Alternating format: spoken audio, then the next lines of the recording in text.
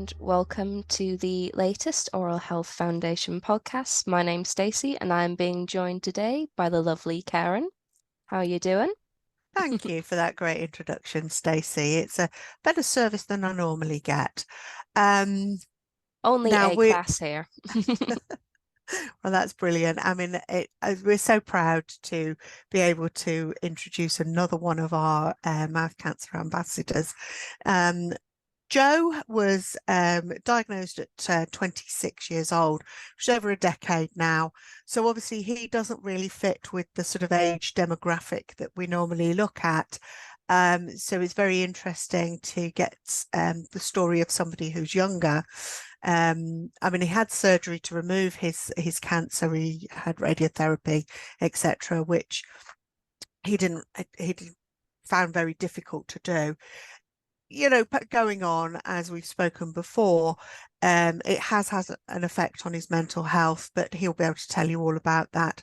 I mean, he lives in Southampton with his children, and he is sort of post-mouth cancer, but as we say, the effects last for many years after that. So it's very important that this is recognised and there is the support there for everybody who needs it. Well, I can't wait to hear his story, Karen. Okay, Joe, do you want to just really quickly introduce yourself? Yeah, so obviously Joe Butler. So I'm how old am I now? 38 now, coming up for 39. Um, Living in Southampton. I don't know what else to say really. I got 4 kids now, all since that I've had all since I was sick. Um, yeah, I've been 11 years, 11 years now, just over 11 years since I was diagnosed and everything. Yeah, got a great job, work for a great company. You must have been really young when you were Yeah, diagnosed. If it was, you're in your 30s now and it was 11 yeah, years ago, how old were you when you got yeah, diagnosed? yeah. I was 20. I was 27. 27. Yeah, I was 27. When I got 26. Sorry, when I got diagnosed with it. But yeah, and I think it's one of those things that I'd had for a while as well. Um, it was just sort of happenstance that that it got sort of found. Um, so I went to the dentist, and it wasn't my normal dentist that I saw. It was incidentally my dentist's wife, who's also a dentist who'd been out of the industry for a little bit, and she was covering him because he wasn't very well. And yeah, she noticed something in there in my mouth when she was just doing a checkup on a tooth that I had that had gone a bit wrong. But when I eventually came back as to what it was, my biopsies and everything, it was sort of a suspicion that I probably had it for a number of years, especially with how I'd felt and everything. So probably early to mid 20s that it started, and yeah, then 26 years like a whirlwind from there. What were the symptoms that you had initially, if you don't mind me asking? I didn't have anything. I had nothing really. I had so what she saw was a very small um scar almost on the side of my tongue. So it was she did ask me when she looked at it, she said, have you had do you get ulcers? And I'd always been very aware of the whole if you've got an ulcer for 3 weeks, go and get it checked out and all that kind of stuff. But it never was. It was sort of an ulcer for a couple of days and then it'd heal up. And then I'd get one nearby like a week later and that'd heal up and it was just sort of that. There was never a particularly long time that I had like the same ulcer or anything. So it was just a tiny little scar. And it was only sort of when I found out what it was and sort of looking back over the past like bit of time, it was quite like, oh well, I've all of a sudden started picking up bugs really easily and started being under the weather and quite lethargic and everything, which was never really me before that. So I think it was now I would probably recognize those signs again, but at the time there wasn't anything. It was just business as usual, really. Yeah. Um, What did the dentist say to you when, she first noticed yeah, it? Or I can, because a lot of the times we find it's either they go, right, this is what I think, this is what we want to do, or they will yeah, go, let's just see. I'm sure it's nothing, but we're just gonna see. Like, I'm just curious, what kind of approach did she Yeah, take? it was pretty much the second one. So what happened was she, like I said, she'd not been practicing for a while. She'd come in to cover Michael, the husband, and that morning the practice manager had the conversation with her because it was Mouth Cancer Awareness Week. So they'd said like the big like welcome back sort of thing, and this is what week it is and everything. And she put it to me like they had a not a quota, but they were sort of encouraged to send anybody to the hospital for like diagnosis, like for checkups and everything that met these certain criteria. So she and I was her first patient of the day, so very fresh in her mind. And she looked in my mouth and she saw this ulcer, which was quite near the tooth that I had a problem with.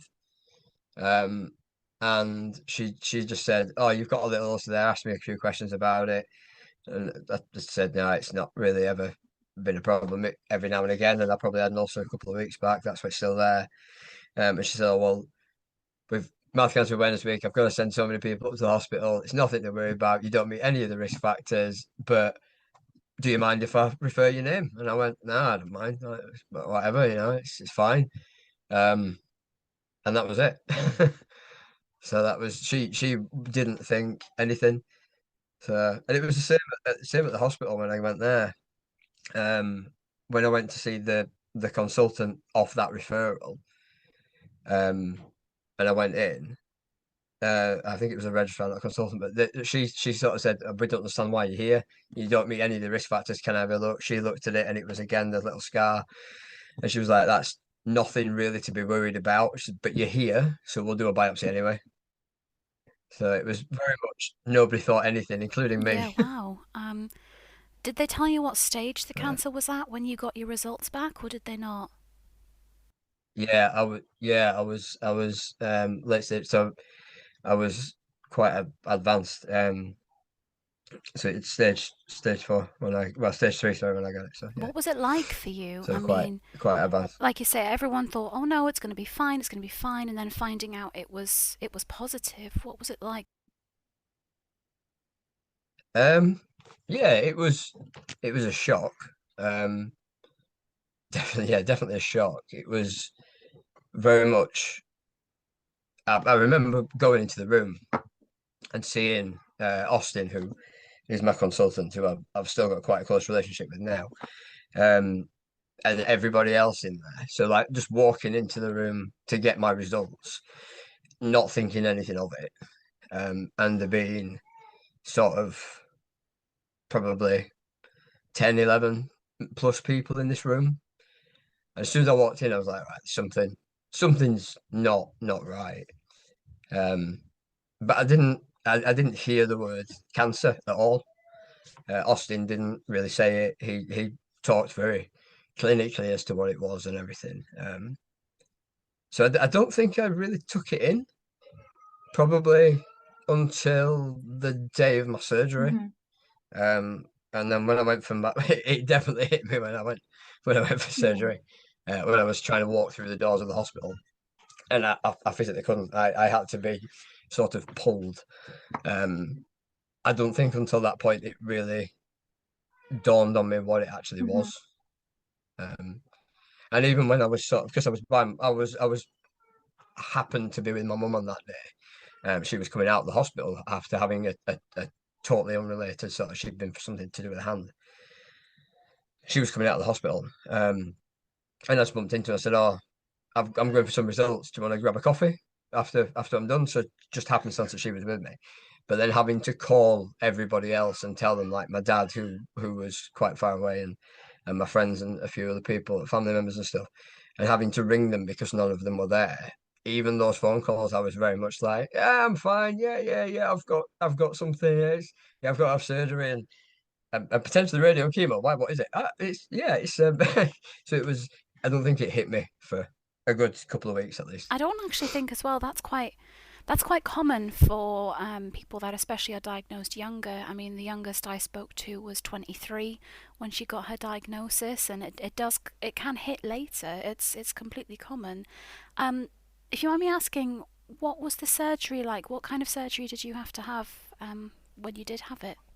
No, I don't mind. Oh yeah, so I had a radical neck dissection, and then I had a radial forearm flap. So I've got a you can't really see it, but I've got a wonderful sort of half a Hmm. tattoo there. And the scar that obviously runs down my arm all the way to here. And my wonderful mouth cancer tattoo that I've got as well. But I had obviously just under a third of my tongue removed, replaced with a graft from my arm, and then a vein and artery all into the side of my neck, and obviously went from under my ear all the way to under my chin. When I went in for the surgery, it was sort of unclear how extensive it would be. From a point of view as whether I was going to have to have my jaw split or not. But that wasn't done in the end, which I'm quite thankful because I have seen obviously people since that have had that done, and it was one of the things that I think was really bothering me because obviously I have a beard. But that would have been quite visual. I mean, this is quite visual anyway, where it's not going back, but it would have been a lot worse for me. And yeah, but yeah, the surgery was pretty rough. Just over 16 and a half hours I was in. Um, I had again Austin and a fantastic registrar called Amy who stayed in for pretty much the entire surgery. And she was the one who actually stitched me all back up. And she'd had a conversation with me the night before. Because I couldn't sleep. I was in the hospital, couldn't sleep, couldn't do anything. They gave me 2 or 3 sets of sleeping tablets, and I just just got. I think I got more and more hyper the more sleeping tablets I had. I just couldn't settle down. And she came and sat with me the night before, and sat for a good few hours talking to me and everything. And she took it upon herself to make sure she stayed in the surgery to stitch me up because one of the things that I was worried about was how it was going to look, and she did a particularly good job of it. Um, I remember very, very clearly um, waking up in intensive care. I lost quite a lot of blood. There was some complications which happen, stuff that I was aware of and everything. So yeah, lost quite a lot of blood and everything. Woke up in intensive care, and obviously having been under for 16 and a half hours, waking up, I couldn't speak. There was a nurse at the end of the bed, and she said, welcome back, try not to panic, sort of thing. And I'm like, okay. She says, if you need to, you can't speak. So if you need to talk, I've got a pen and a paper for you. If you write down whatever. And I remember taking it off of her and I've still actually got the pad of paper somewhere because everything on it was just a black memory. But I wrote on there, how's the other driver? Because I was totally convinced I'd been in a car accident. Oh. That's why I was there.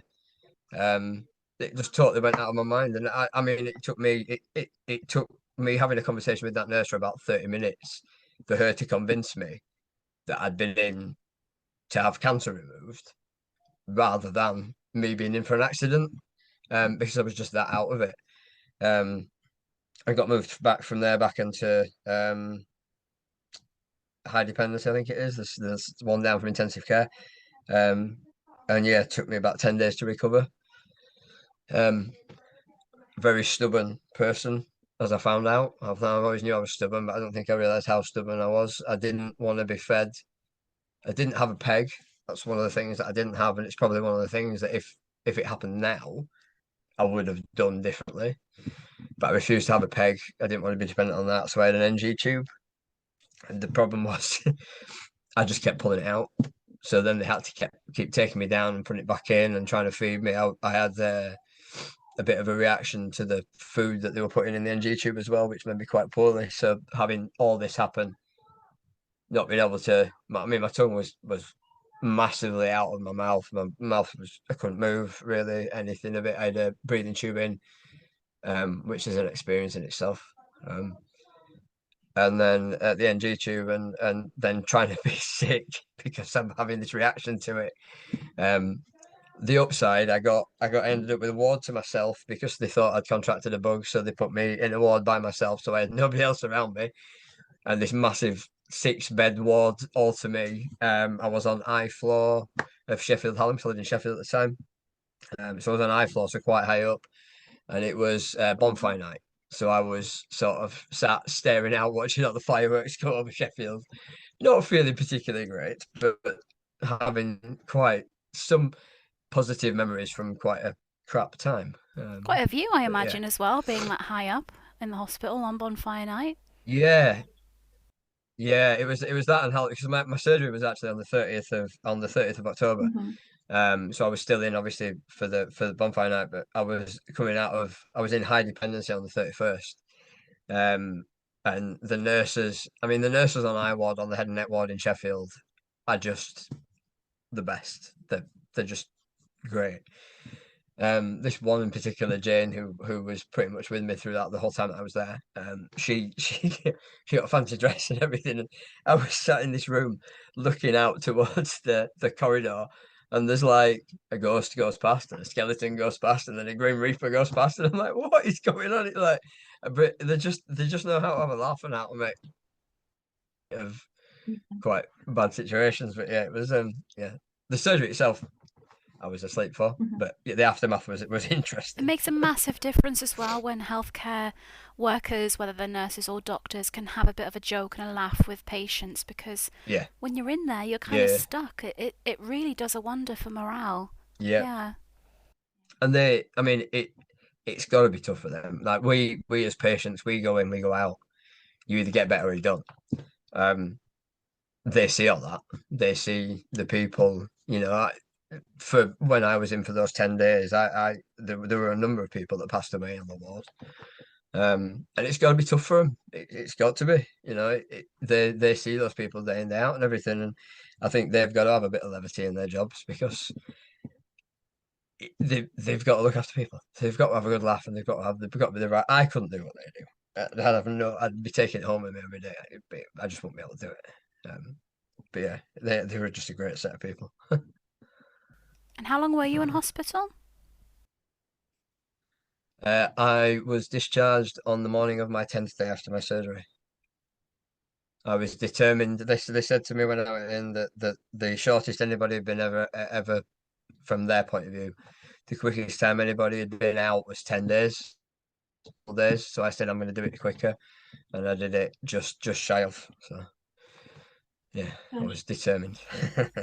What was the recovery like once you actually got home? I know you mentioned they thought you might have needed some radiotherapy. Did you end up having to have it? Yeah, I had both. Yeah. Yeah, I had both. So I started my chemo and my radio in December. I went all the way through until February. Um, the immediate getting home after the surgery was quite difficult because I didn't have a breathing tube that had come out by that point, but I still had, so it was still healing and everything, so I was still having to do a lot of that kind of stuff myself. My arm was particularly bad with all the stitches and everything that were in it. My neck had obviously was quite swollen and everything, and the biggest thing for me was not being able to eat. It took me months, really to. I think the first proper food I tried was Christmas. But even after that, that was just because I was determined to eat something. And then after that, I went back onto sort of liquids and everything. But it took me a substantial amount of time to eat, which was the biggest thing because I love cooking and I love doing that kind of stuff, and I couldn't do it. Mhm. And that was a real impact on me, really. Um, the um, the other thing from my point of view was I couldn't speak because obviously I'd had half my part of my tongue removed. So speaking was I could do little bits and pieces, but nothing like I wouldn't have been able to have a conversation with anybody, especially not like this. And that took me about 9 months to get sorted with speech and language. So that was rough. And just as I started to make steps in both sort of not eating, but my taste buds were coming back and starting to adjust. So the stuff that I was having liquid wise I was starting to enjoy it. And I was starting to get to grips a little bit with words and things like that. And that's when my chemo and my radio hit. And the chemo was what I expected. It was rough. You were sick a lot. You had no energy. I was in for a full day having my chemo. So I had fluids, then chemo, then fluids, then monitoring, and then went home. So it was like it was a day. It was like a day and a night, and then I went home the following morning. for a few occasions. I can't remember exactly how many. I think it was 6 that I went in for. And that was rough. That's what I expected. You know, they were very. You will be sick. You will feel like you will feel terrible and everything. That was fine. Well, fine. The radiotherapy was the big one for me, because of where it was. So it was my neck, my mouth, up to the side of my face, and that was every day. 15 minutes in the machine. So every day having to drive to hospital, every day going into the machine. The only day that I got given off was Christmas Day, but that was only on the condition that Boxing Day I went morning and evening. So to make up for it, I was there on my birthday. It was in January. I was there on New Year's Day, New Year's Eve. It was the whole thing. And the radiotherapy was the one that was massively undersold. And they weren't really clear to me. And most of the people I spoke to, most of the patients that I spoke to that sort of like Macmillan and Head and Neck put me in touch with were didn't really have the same experience with radiotherapy. Either they'd not had it or they only had a very light amount of it, whereas I had quite an intensive course of it. So my taste buds went altogether. The only thing that I could taste, as awful as this sounds, I talk about this with anybody and I'll always tell the truth, no matter how gruesome it is. But the only thing I could taste was burning, but that burning was my throat. So that's the only thing that I could taste. Everything tasted and smelled of burning skin. I got blisters sort of up my face, down my neck. Radiotherapy was unpleasant. And there was nothing that you could do about it. They even said some people have major reactions, some people have minor reactions. You've got quite an intensive course, you're probably going to have the latter. But it was particularly bad. You'd walk outside, walk into the car to go to your next radiotherapy appointment, and there'd be a breeze, and it hit your skin, and you'd feel like somebody just set you on fire.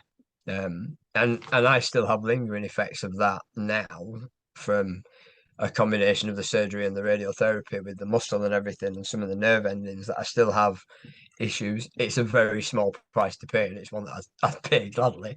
But yeah, the radiotherapy was the real tough one for me. It's the one. Now I have kids and I've got small children. I would obviously get treatment again if I needed to, but radiotherapy was always the one that I said if it was radiotherapy, it would give me pause. I would be a bit like, well, do I? The surgery and the chemotherapy, yeah, fine, but the chemo and the surgery fine, but the radiotherapy would be a bit, yeah, wasn't a pleasant experience for me. How long did the side effects from the radiotherapy last for you? Like you said, the burning skin, the blisters. Yeah, the blisters lasted probably about, well, the redness and the burning and everything, like sunburn, was probably about 2 months afterwards that it finally sort of abated. The blisters were a bit quicker than that. The stiffness and because my skin on this side is quite leathery now, partly because of all of that. That's still the case now. I've still got like a sensation on it and everything, and that'll never come back. But yeah, it was very it was a couple of months, a couple of months to a few months that it was still a problem. Yeah. And how are you now? How is it, this many years down the line? What the I've got more. I've got quite a bit of nerve damage on that side, so I've got no feeling from here down. So I can't feel any of this. I can't feel my ear, which is weird. Or any of this, and anywhere to my scar, and just sort of just below it. Same with my chin, same with this corner of my mouth and my nose. And that, and obviously inside as well. Same with like my gums inside. So I don't really have any sensation apart from, like I said, little things like every so often I'll get like a muscular twinge in it, which it's crippling agony. It really does hurt, and that's because of the surgery and some of the sort of lingering damage from that. And then I'll have issues with random sort of sensitivity on the skin. So although I can't feel it, the nerves will trigger every now and again and think that there is something happening. So they sort of remember the damage that was caused to them. And every so often I get the exact same feeling that I had when I was in the middle of the radiotherapy. and then I've got sort of a lingering element of pain that never really goes away. But yeah, so I still have the effects now. Just because as well you mentioned the speech and language therapy, how was that? How did it go? How long did you have to have it? Um, I was with speech and language for, I think I was discharged about a year after my surgery in its entirety. It took me about, like I said, just about 9 months to have proper conversations with people again. Hmm. Um, where people where people didn't so the funny or not funny, I'm not sure if it is or not, but people used to hear me trying to talk. So I was Hmm. ironically in a McDonald's um getting a milkshake because they were the one thing that I could drink and I could eat, and it really got me by trying to get some milkshake. And I think the guy behind the counter thought that his moment in the sun had finally come when I walked up to the counter and asked for this strawberry milkshake.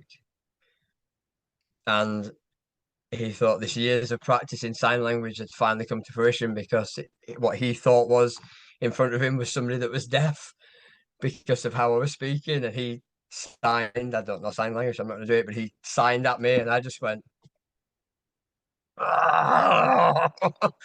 and I didn't know what to do. But yeah, um, I didn't get my milkshake. I was most upset. But yeah, yeah. So that's what I sounded like, and I sounded like that for quite a while. You know, my friends used to joke about it. They used to tell people that I was deaf because of how I sounded, um, or arrogant. I'm not sure which one they went with, but one of the two, or ignorant. Sorry, but yeah, they used to. It was difficult to make complete sentences. It sounded like I'd never heard the word properly, and that was because I couldn't make the.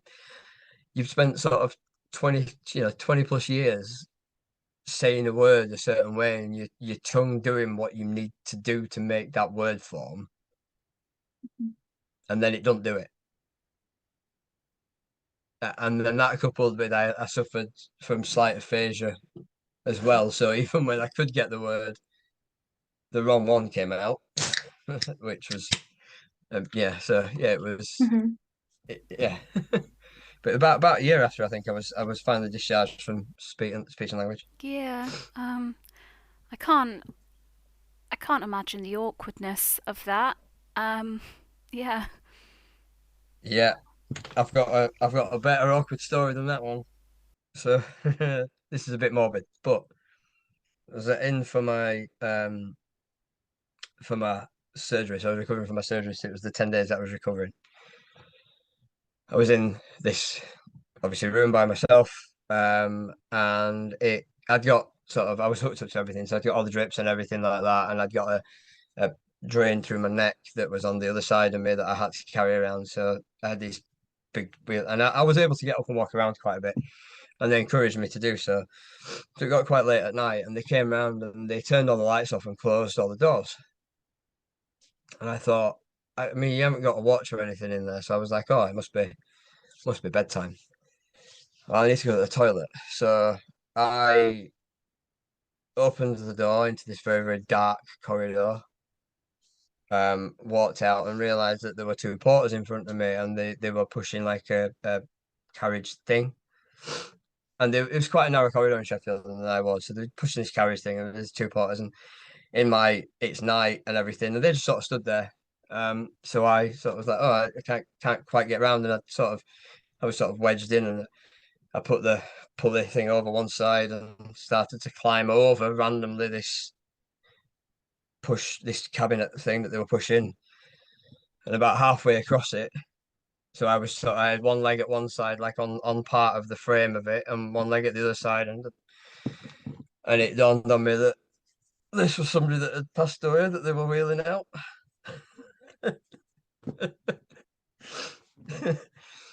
Yeah. Um. So I quickly backtracked, but I thought about backtracking. I thought, well, I'm already committed now, so I hid in the bathroom for 2 hours.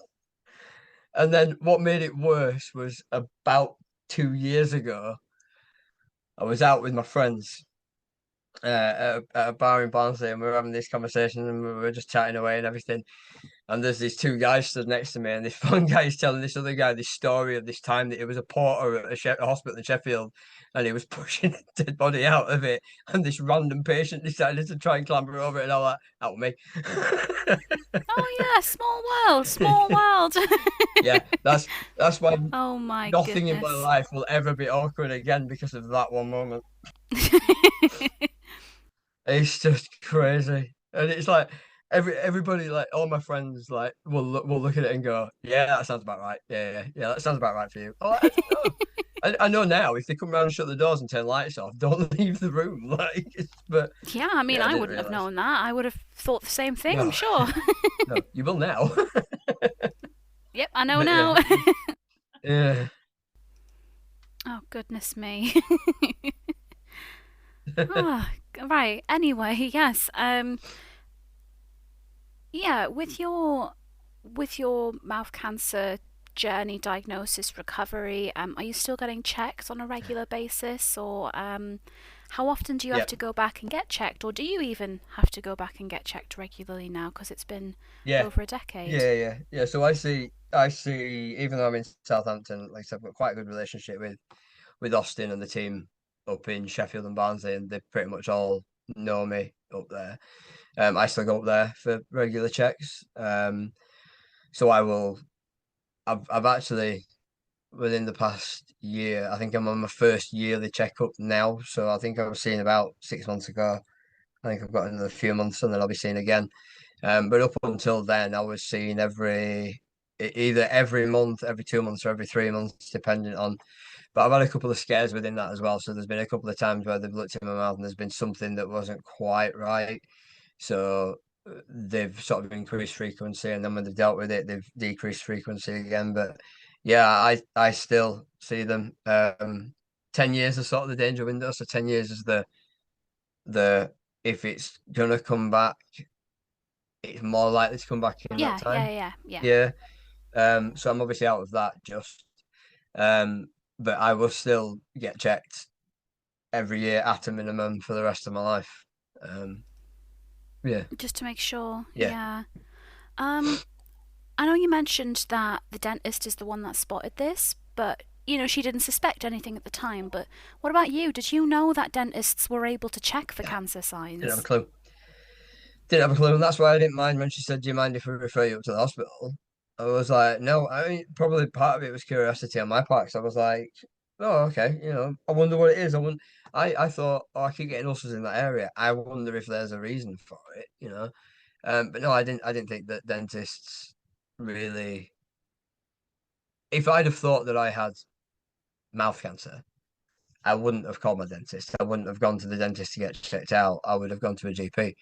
And then ironically, the GP would have then referred me to a dentist or the hospital, and it would have slowed the whole process down. So it's definitely not something that I think is out there enough. The kind I don't know if it would have been the same if it had been my regular dentist, if it had been not mouth cancer awareness week, if she hadn't have had that briefing that morning, I probably wouldn't be here. But yeah, I'd like to. I mean, dentists are definitely. I think they're definitely when it comes to anything like that, they definitely need more credit than they get, probably. Yeah. Just because we're getting to the end of the session talking to each other, um, is there anything that you think Yeah. I haven't mentioned or haven't asked you that actually is quite important to share, or something you'd like to share but hasn't necessarily fitted with any of the questions that I've asked? No, not really. I think one of the things that helped me, and one of the reasons why I obviously said that I wouldn't mind doing this and everything, and I have spoken with a number of people before through the hospital, and they've put me in touch with people. Is it's all one like doctors, nurses, specialists, and everything can tell you all the information they've got clinically. Speaking to another patient, and speaking to other people since and before, is probably what helps me most to deal with it because you sometimes feel quite alone, because nobody quite understands. And I think, yeah, I just think that people need that connection and that speaking to other people who've been through it because you realize that some of the stuff that you're going through is pretty common. So yeah, that's it really for me. Is there any advice that you'd give someone that might be going through the same thing, or um, they're concerned if they've got a symptom that they hadn't checked out, or just yeah, what would you have wanted to hear when you were going through this? Do you have any sort of words you would share to someone? Yeah, I mean, my my partner Vicky gets this from me all the time. Whenever she goes, she will sit there casually, but we sat on the sofa, and she will go, "I've got an ulcer," and I'm like, "Where? When? How long? What is it?" Let's have a look straight away.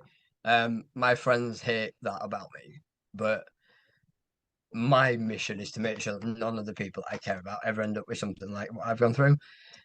So the only piece of advice I give people is if even if it doesn't meet the whole, there for 3 weeks, if it's regular, if it's coming back, if it's something that's bugging you, if it's just get somebody in the medical profession to have a look at it. A tongue biopsy is a tiny inconvenience. Such a small inconvenience. Yes, it's uncomfortable. Yes, you need a stitch in your mouth sometimes, depending on how large it is. And yeah, that bugs you because it scratches the inside of your mouth and everything. But do you know what? If I'd have had a biopsy 2, 3 years before, I wouldn't have a third of my tongue missing. I wouldn't have a scar on my arm. I wouldn't have had to go for surgery, chemo, radiotherapy, and everything I've been through for the past 11 years.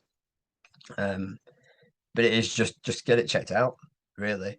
And for people that are going through it, it's talk to the people around you, talk to other people who've had it. No question that you can ask people is silly, is not warranted, is, ask away. If you want to know it and it's going to help you come to terms with it, then, ask away. And the people around you, your family and your friends and everything, just tell them how you're feeling.